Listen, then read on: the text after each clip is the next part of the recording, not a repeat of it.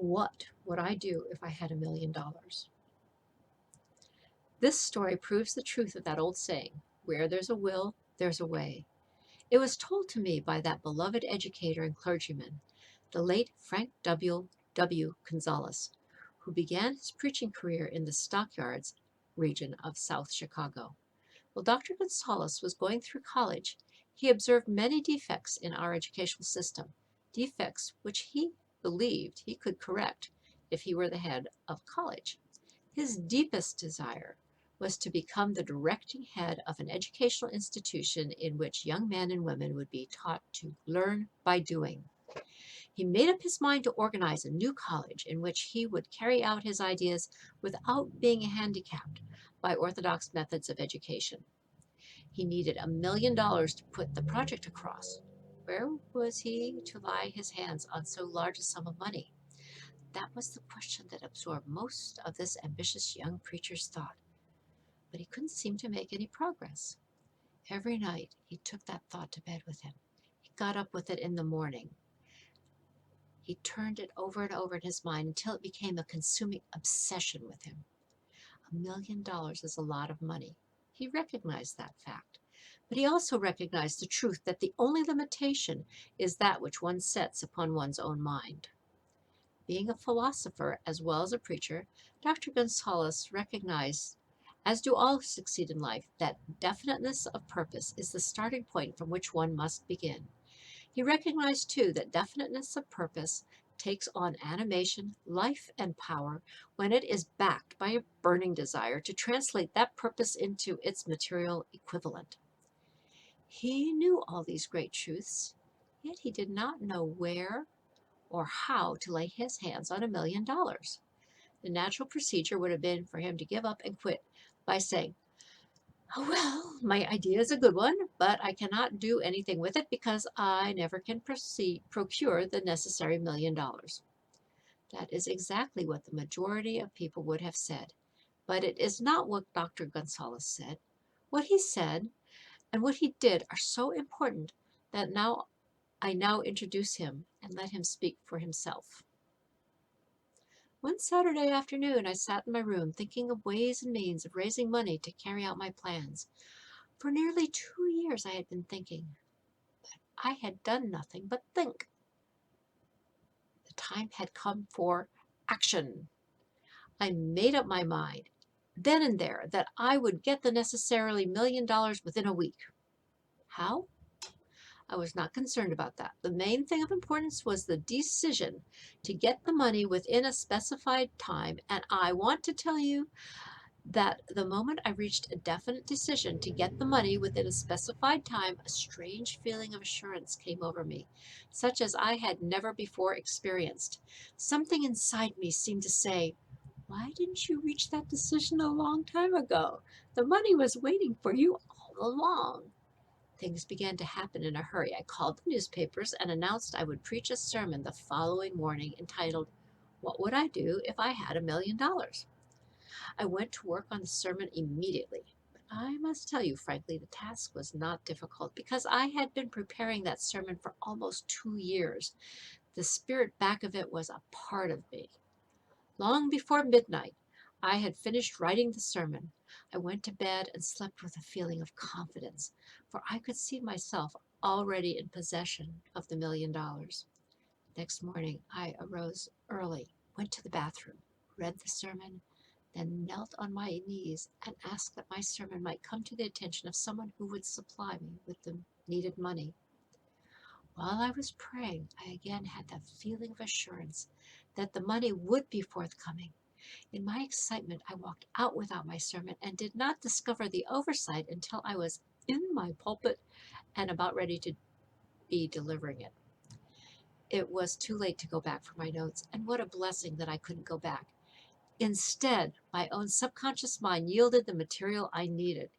When I arose to begin my sermon, I closed my eyes and spoke with all my heart and soul of my dreams. I not only talked to my audience, but I fancy I talked also to God. I told what I would do with $1 million if that amount were placed in my hands. I described the plan I had in mind for organizing a great educational institution where young people would learn to do practical things and at the same time develop their minds.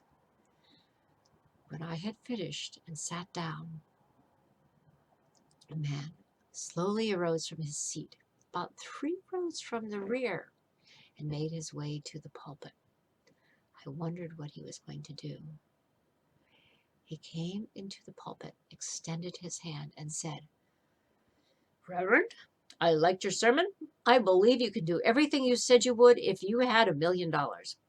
To prove that I believe in you and your sermon, if you will come to my office tomorrow morning, I will give you $1,000,000.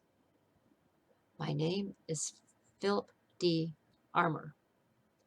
Young Gunsaulus went to Mr. Armour's office, and the $1,000,000 was presented to him. With the money, he founded the Armour Institute of Technology. That is more money than the majority of preachers ever see in an entire lifetime. Yet the thought impulse back of the money was created in the young preacher's mind in a fraction of a minute. The necessarily $1,000,000 came as a result of an idea. Back of the idea was a desire which young Gunsaulus had been nursing in his mind for almost 2 years. Observe this important fact. He got the money within 36 hours after he reached a definite decision in his own mind to get it and decided upon a definite plan for getting it. There was nothing new or unique about young Gunsaulus' vague thinking about $1,000,000 and weakly hoping for it. Others before him, and many since his time, have had similar thoughts.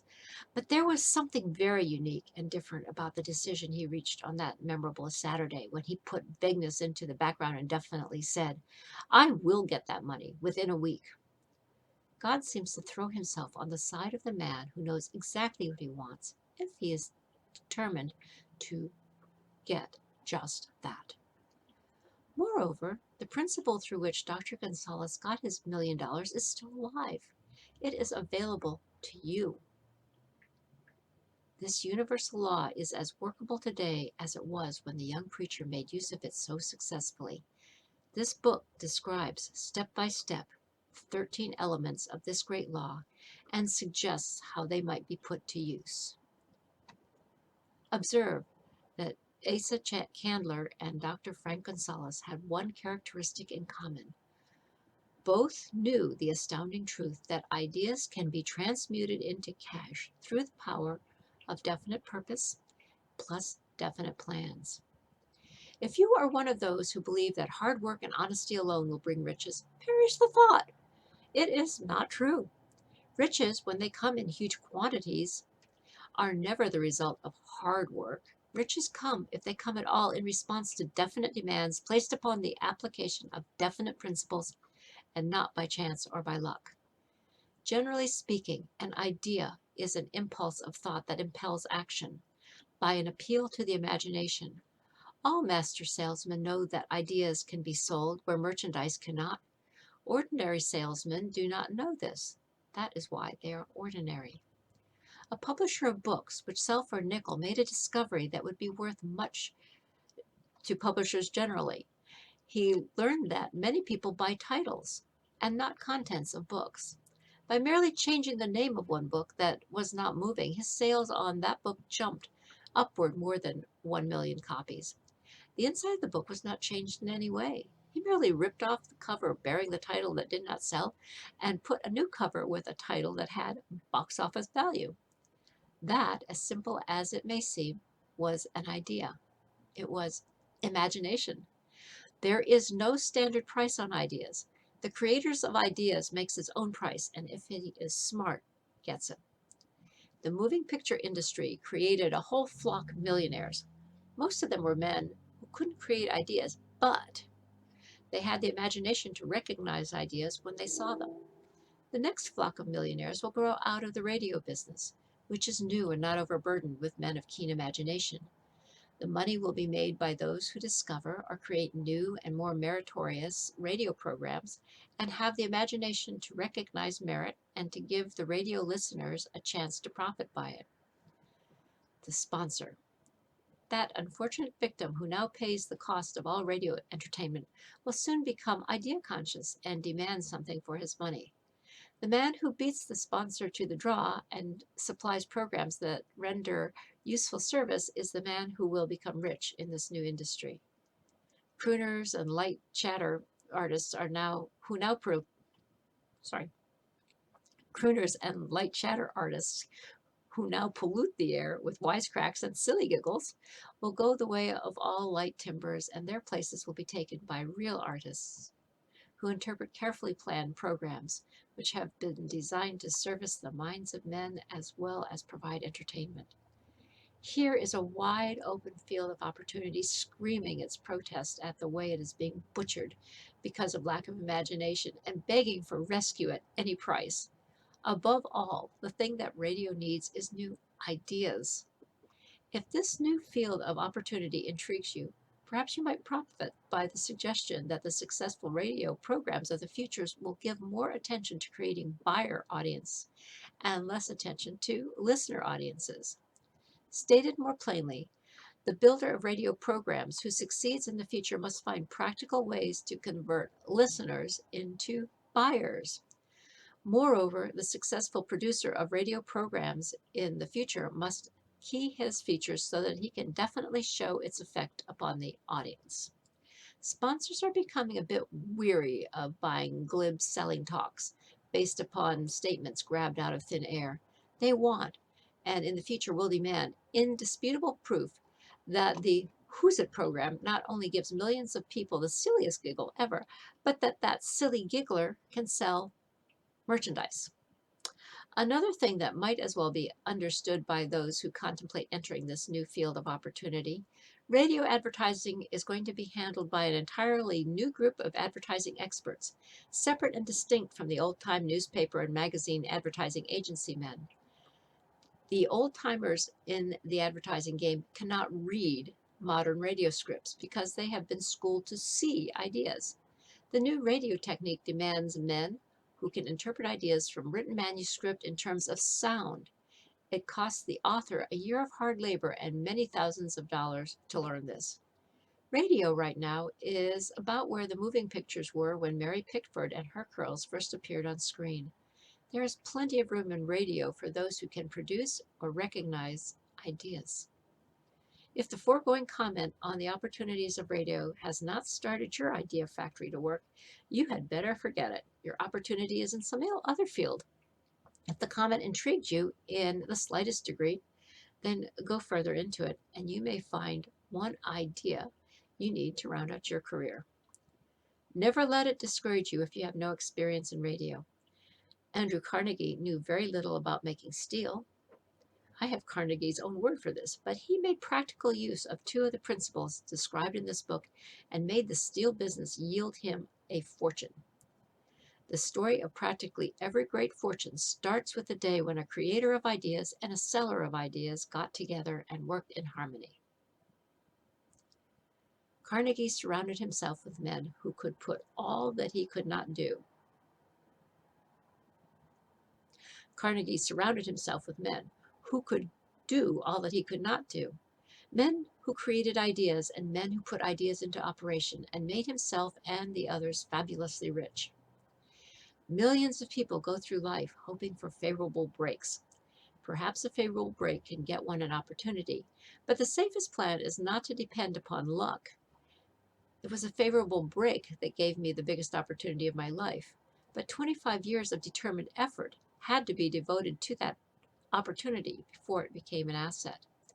The break consisted of my good fortune in meeting and gaining the cooperation of Andrew Carnegie. On that occasion, Carnegie planted in my mind the idea of organizing the principles of achievement into a philosophy of success. Thousands of people have profited by the discoveries made in the 25 years of research, and several fortunes have been accumulated through the application of the philosophy. The beginning was simple. It was an idea which anyone might have developed. The favorable break came through Carnegie. But what about the determination, definiteness of purpose, and the desire to attain the goal and the persistent effort of 25 years? It was no ordinary desire that survived disappointment, discouragement, temporary defeat, criticism, and the constant reminding of waste of time. It was a burning desire. It was an obsession.